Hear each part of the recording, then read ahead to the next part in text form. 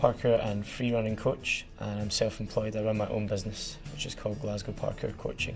Parkour is a physical and mental discipline. It's based around the idea of being able to move through any environment regardless of the obstacles. So we train a lot of running, jumping, climbing, gymnastics types techniques that can help us to move. Underpinning that is this idea of asking the question of what it means to be strong. So our physical expression of that is to move, but we do a lot of training in terms of physically being strong, but also having the confidence in your own capabilities to be able to move through space and overcome fear.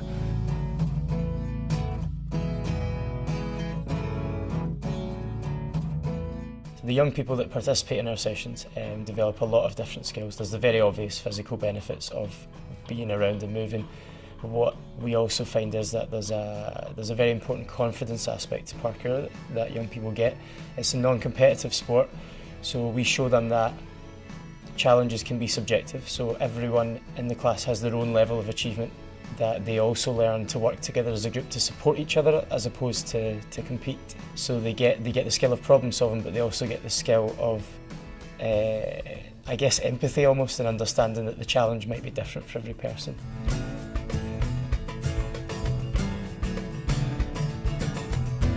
So my business involves, first and foremost, a lot of teaching. So I teach a number of parkour classes a week, between maybe 8 and 12 a week. I also run the business and manage a team of guys. So aside from that, I spend a lot of time in cafes, working on my admin. So I manage all the paperwork side of Glasgow Parkour as well, which is just risk assessments, booking work, invoicing. So parkour is first and foremost a physical discipline, which is about training to be able to move around any obstacle in any space. And teaching that direct skill forms quite a big part of my business. Parkour also has a number of kind of facets in terms of health and well-being. It's a problem-solving exercise, so we get involved in quite a lot of education work as well. So my business entails a lot of teaching, and aside from that, spending a lot of time communicating with schools, education institutions, doing media work, booking work for the rest of my team, and also just training as much as I can to make sure that my skills stay where they need to be.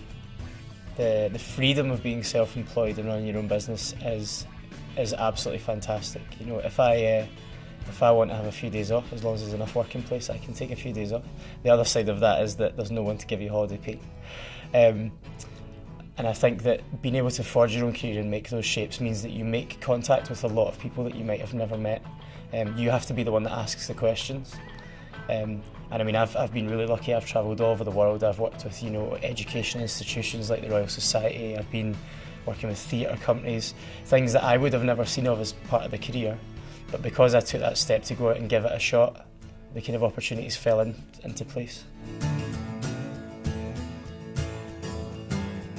So when I was at school, I definitely didn't know that there was a career doing parkour, or I guess even really just coaching alternative sports in general. I mean, there wasn't a parkour career because we were one of the first groups to do it, but there's other sports out there like maybe skateboarding, BMX and climbing where there were careers. I didn't know they existed. I think that if you're passionate about something, then you can find a way to make a job out of it. And it might not fit into the templates that you're given as you leave school. But those jobs are there, and I think that's what I discovered when I started parkour, is that, you know, you come to school and there's some very kind of generic lines of education which are fantastic for engineers or for teachers, but those kind of mainstream lines of education of going to university and walking straight into a job that has a set career ladder aren't available for everyone, depending on what your passion is. And I think if young people can learn that what they love can be something that they always want to do, then they'll find a way to make it work, in the same way that I kind of started my business without really knowing how to go about it.